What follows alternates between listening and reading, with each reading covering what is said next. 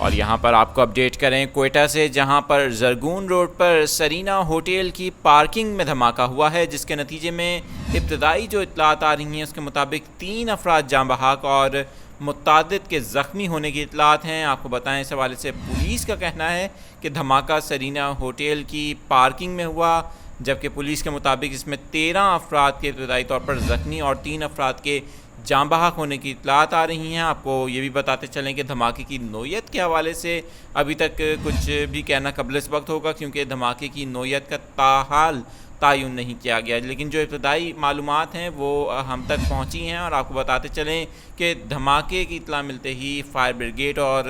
Rescue کی ٹیمیں جائے وقفہ پر پہنچی ہیں، جبکہ سیکیورٹی فورسز نے علاقے کو گھیرے میں لے لیا ہے۔ آپ کو اپڈیٹ کر رہے ہیں کوئٹہ کے زرگون روڈ پر سرینا ہوٹل ہے، جہاں پر دھماکہ ہوا ہے اس ہوٹل کی پارکنگ میں، اور اس کے نتیجے میں 3 افراد کے جاں بحق ہونے اور 13 افراد کے زخمی ہونے کی اطلاعات ہیں۔